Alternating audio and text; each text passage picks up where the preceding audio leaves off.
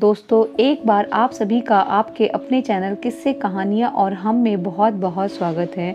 आज की हमारी कहानी का शीर्षक है आखिर शादी के बाद पहली रात दादाजी के कमरे में क्यों। दोस्तों, इसका पिछला भाग हम पहले ही लेकर आ चुके हैं। अगर किसी ने इसका पिछला भाग नहीं देखा है तो चैनल पर जाकर चेकआउट कर सकते हैं। दोस्तों, पिछले भाग में आपने देखा था कि रिपोर्ट आ गई थी। उसके आगे की कहानी सुनकर आपके होश उड़ जाएंगे। मेरे दिमाग में यह बात कहीं ना कहीं जरूर थी कि यह बच्चा मेरा नहीं है और बस यही मुझे दिल से खुशी नहीं दे रही थी और मुझे टेस्ट करवाना पड़ा जिसका रिपोर्ट 3 दिन बाद आना था। वह 3 दिन कैसे मैंने गुजारे वह मुझे ही मालूम है। जिस दिन रिपोर्ट मिलने वाली थी उस दिन सुबह से ही मेरा बुरा हाल हो रहा था। बार बार एक सवाल मेरे दिमाग में आ रहा था कि अगर यह बच्चा मेरा ना हुआ तो मैं किस मुंह से इस बच्चे को अपना कबूल करूंगा और दादाजी से क्या सवाल करूंगा, क्योंकि मैं खुद अपनी पत्नी को उनके कमरे में छोड़ आया था। मैं रिपोर्ट लेने गया तो रिपोर्ट पकड़ते हुए मेरा बीपी हाई हो गया, शायद बहुत ज़्यादा टेंशन लेने की वजह से। मैं हॉस्पिटल में था, इसलिए मुझे इमरजेंसी ले जाया गया। मेरे घर बताना चाहते थे लेकिन मैंने मना कर दिया कि अगर वह सब यहाँ आए तो टेस्ट का राज भी खुल जाएगा। मैं रिपोर्ट लेकर घर आया। मुझ में हिम्मत नहीं थी कि मैं खोल कर देखूं इसमें क्या है। टेस्ट तो मैंने करवा लिया था लेकिन अब खोल कर देखने की हिम्मत नहीं हो रही थी और खुद पर बहुत गुस्सा भी आ रहा था कि मैंने बाकी सब की तरह जैसा है बुनियाद पर फैसला क्यों नहीं कर लिया। मैं क्यों इस सारे चक्कर में पड़ा। लेकिन कहते हैं ना कि किसी किसी का दिमाग बहुत दूर तक जाता है और शायद मेरे साथ भी यही हुआ था। मैं वह रिपोर्ट लेकर घर तो आ गया था लेकिन 3-4 घंटे गुजरने के बाद मैं अपने अंदर हिम्मत पैदा ना कर सका कि मैं इस रिपोर्ट को खोल कर देखूं और आखिरकार मैंने उसे उठाकर अपने ऑफिस के टेबल पर रख दिया कि सुबह ऑफिस जाकर देख लूँगा। लेकिन शायद भगवान को मंजूर नहीं था मैं इस राज पर से पर्दा उठा सकूं। इसलिए 1-2 दिन मैं काम में इतना बिजी था कि मेरा ध्यान रिपोर्ट की तरफ हट गया और जब मैंने दोबारा से रिपोर्ट को ढूंढा तो मुझे वो मिली ही नहीं। शायद कहीं आगे पीछे हो गई थी। पूरा ऑफिस छान मारा लेकिन वह रिपोर्ट मुझे नहीं मिली थी। मुझे समझ आ गया है भगवान भी नहीं चाहते कि मैं इस रात से पर्दा उठाऊं। इसलिए मैंने जो है जैसा है की बुनियाद पर अपने बच्चे को कबूल कर लिया। इस सिलसिले से 2 साल गुजर गए और मेरी पत्नी एक बार फिर गर्भवती हो गई। अब वही दोबारा मेरे दिमाग में घूमने लगा कि इस बार मैंने पत्नी को दादाजी के कमरे में नहीं भेजा था तो फिर वह कैसे प्रेग्नेंट हो गई और क्या मेरी पत्नी ने मेरे साथ धोखा किया है। वह खुद ही तो नहीं छुपकर दादाजी के कमरे में चली गई थी, लेकिन ऐसा हो ही नहीं सकता था। मेरी पत्नी बहुत अच्छी औरत थी, कभी कोई काम मुझसे बिना पूछे नहीं करती थी। एक बार फिर वही बात मेरे दिमाग में घूमने लगी। अब मेरा बेटा इतना बड़ा हो गया था कि मैं इसको दोबारा ले जाकर डीएनए टेस्ट करवा सकता था। इसलिए अपने बड़े बेटे को साथ लेकर मैं लेबोरेटरी चला गया और इस बार मैंने इमरजेंसी के तौर पर रिपोर्ट निकलवाए और वहीं खड़े होकर रिपोर्ट देखी। तो रिपोर्ट देखकर मुझे झटका लगा क्योंकि रिपोर्ट पॉजिटिव थी, यानी वह बच्चा मेरा ही था।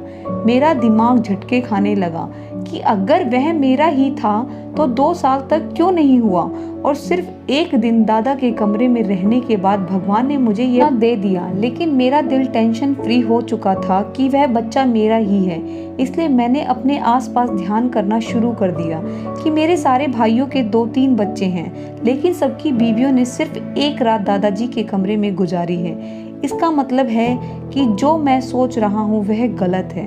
अगर वह गलत है तो फिर दादाजी के कमरे में रात को जाना क्यों जरूरी है।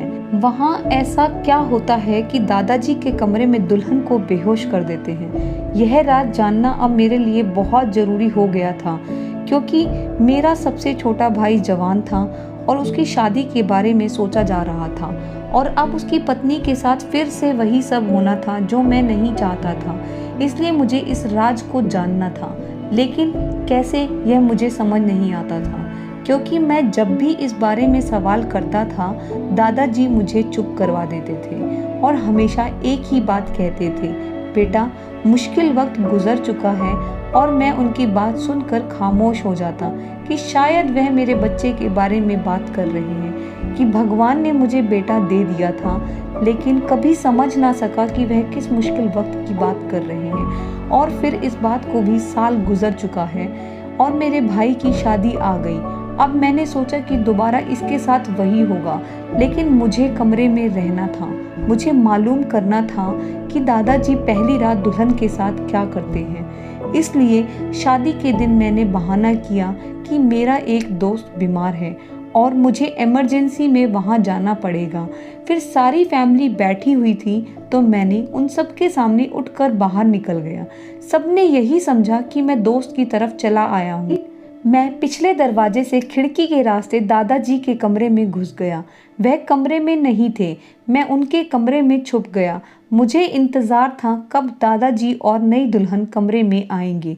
कुछ देर के बाद दादाजी कमरे में आए, लेकिन अभी दुल्हन नहीं आई थी और उसके आने तक मुझे धैर्य और शांति से इंतज़ार करना था, क्योंकि इतने सालों के राज के ऊपर से पर्दा उठने जा रहा था। मुझे बाहर से बहस की आवाज़ें आ रही थी। यह वही बहस है जो हर दुल्हन घर में आने के बाद होती है। शादी के दिन दुल्हन अपने दूल्हे के लिए सजाई जाती है और जब उसे पहली ही रात किसी दूसरे आदमी के साथ जाने को कहा जाता है तो यकीनन उसके लिए बर्दाश्त से बाहर होता है। और यह ड्रामा मैं कई सालों से देखता आ रहा था, इसलिए खामोश हो गया और आखिरकार वही हुआ जो हम सब के साथ हुआ था।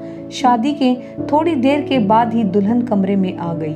जैसे ही कमरे में दुल्हन आई, दादाजी उठकर बाथरूम में चले गए। मुझे दुल्हन को देखकर उस पर बहुत तरस आ रहा था। वह घबराई हुई थी। थोड़ी देर बाद दादाजी बाहर आए और उन्होंने आकर दुल्हन के सिर पर हाथ रखा और कहा कि बेटा घबराओ मत, कुछ नहीं होगा। और बात करने के साथ ही दादाजी जेब से हाथ निकाले तो उनके हाथ में एक रुमाल था और उन्होंने वह उसकी नाक पर रख दिया। 1 मिनट के अंदर वह दुल्हन बेहोश हो गई। यहाँ तक तो मुझे पहले से ही मालूम था। मुझे इंतजार था कि अब दादाजी करते क्या हैं। उन्होंने दुल्हन को आराम से बिस्तर पर लिटा दिया और ऊपर कंबल डाल दिया, लेकिन उसके बाद जो मैंने देखा उसे मेरे पाँव के नीचे से जमीन निकाल दी। मैं सारी रात कमरे में बैठा था। बड़ी मुश्किल से मेरा वक्त निकला। सुबह के करीब जब दादाजी की आंख लगी तो मैं खामोशी से खिड़की के रास्ते बाहर निकल आया। लेकिन जो कुछ मैंने देखा उसके बाद दादाजी से सवाल तो करना बनता था, लेकिन मुझे डर यह था कि अगर मैंने दादाजी से सवाल किया तो उन्हें मालूम हो जाएगा कि मुझे उनका राज मालूम हो गया है। इस बारे में मैं बार बार में सोचता हूँ कि ऐसी क्या बात थी कि दादाजी को यह सब करना पड़ा। और मैंने बहुत बार बातों बातों में उनसे पूछने की भी कोशिश की, लेकिन हमेशा दादाजी टाल देते थे। लेकिन इस बार दुल्हन को 2 माह गुजरने के बाद भी बच्चे नहीं हुए। अब तो सब कोई परेशान हो गया कि ऐसा क्यों हुआ, लेकिन सभी ने इंतज़ार किया कि भगवान की तरफ से देर हो सकती है। दादाजी ने कहा कि मुझे लगता है कि यह राज कोई और भी जान चुका है। सब एक दूसरे की तरफ देखने लगे तो दादाजी ने कहा कि इस घर में कोई इंसान इस राज को जान चुका है। यह बात किसी और को मालूम ना होती तो अब तक बच्ची गर्भवती हो चुकी होती। यह सुनकर मुझे अजीब लगा कि दादाजी को कैसे मालूम हो गया कि यह राज कोई दूसरा भी जान गया है, लेकिन मैं खामोश रहा और मैंने बिल्कुल भी बात नहीं की। कुछ महीने गुजरे तो दादाजी बीमार रहने लगे। एक दिन उन्होंने हम सबको बुलाया और कहा कि मुझे सच सच बता दो कि तुम लोगों में से कौन इस राज को जान चुका है कि पहली रात दुल्हन मेरे कमरे में क्यों आती है, क्योंकि मुझे लगता है कि मैं ज़्यादा दिन अब नहीं जी और मैं उससे कोई बात करना चाहता हूँ। तो मुझे लगा कि सवाल करने का यही सही वक्त है। मैंने कहा दादाजी मैं जानता हूँ। दादाजी ने कहा कि बाकी सब जाएं और तुम मेरे पास बैठो। मैंने सबके जाने के बाद दरवाज़ा बंद किया तो दादाजी ने पूछा कि सबसे पहले तो यह बताओ कि तुम राज कैसे जानते हो। मैंने उसको सच्चाई बता दी कि मैंने छुपकर सब कुछ देखा है। उन्होंने कहा कि तुम इस राज को जान चुके हो तो अभी यह राज तुम्हारे पास एक अमानत है। तुम्हारे पापा, बड़े पापा, चाचा, भाइयों में से कोई भी इस राज को नहीं जानता है। तुम मेरे मरने के बाद यह राज सब घर वालों को इकट्ठा करके बता देना, क्योंकि मैं जानता हूँ कि सबके दिलों में मेरे खिलाफ कुछ ना कुछ गलत मौजूद है। लेकिन मेरे मरने के बाद चाहता हूँ कि सबके दिल साफ हो जाएं। मेरी तरफ से मैं कोई पाप अपने सर पर लेकर नहीं जाना चाहता। मैंने दादाजी से सीधा साधा सवाल कर लिया कि यह सब क्या है, आप मुझे पूरी बात समझाएं ताकि मैं सबके सवालों के जवाब दे सकूं। उन्होंने कहा कि सबको यही लगता है कि मैं जो भी दुल्हन आती है उसके साथ पहली रात को कुछ गलत करता हूँ, मगर ऐसा नहीं है। हकीकत यह है कि बहुत पहले मेरे परदादा के वक्त में जादू टोना और यह सारी चीज़ें बहुत ज़्यादा हुआ करती थी। हमारे खानदान में कोई औरत ब्याह कर आई तो उस जादूगर ने जादू के जरिए उसकी औलाद बांध दी थी कि कभी भी इस खानदान में औलाद नहीं हो सकती। एक बुजुर्ग ने इस जादू को तोड़ दिया था और उन्होंने कहा कि 7 नस्लों तक आपको यह काम करना पड़ेगा। वह यह काम है कि घर में ब्याह कर जो भी दुल्हन आएगी उस घर का जो भी बड़ा होगा वह उसको एक रात अपने पास रखेगा और वह कुछ मंत्र पढ़ेगा जो कि उस बुजुर्ग ने बताया था, और यह मंत्र किसी दूसरे आदमी को मालूम नहीं होना चाहिए। इसलिए जो भी दुल्हन होती थी उसे बेहोश कर दिया जाता था और मंत्र पढ़कर उसके शरीर के एक हिस्से में काला धागा बांधा जाता है। यह काम 7 नस्लों तक चलता रहा। मुझसे पहले मेरे दादाजी, पहले उनके दादाजी यह सब किया करते थे, लेकिन अब तुम लोग 7वीं नस्ल हो। तुम लोगों के बाद यह काम नहीं करना पड़ेगा। तुमने अपनी पत्नी पर यह काम नहीं करवाया था, इसलिए जादू का असर वहां पर था और तुम्हारा बच्चा नहीं हो रहा था। मैंने तुम्हारी पत्नी के साथ भी यही किया था और इसलिए तुम लोगों का बच्चा है। यह राज कोई भी नहीं जानता है। मैंने आज तक अपनी किसी दुल्हन को हाथ तक नहीं लगाया। वह मेरे घर की इज्जत है। मेरे मरने के बाद मेरा यह सच सबको बता देना कि सबके दिल से शक खत्म हो जाए। मैं दादाजी की बात सुनकर खामोश रह गया और मैंने दादाजी से वादा किया कि उनका राज उनके मरने तक राज ही रहेगा। और दादाजी के मरने के बाद अगले ही दिन मैंने सबको एक साथ करके राज बता दिया और जिसके दिल में जो शंकाएं थी उन सबको खत्म कर दिया। दादाजी के कमरे से सारी जड़ी बूटी निकालकर बहते हुए पानी में भक्ति के साथ बहा दी। इस तरह 7 नस्ल पहले होने वाले एक जादू से हम सब की जान छूट गई।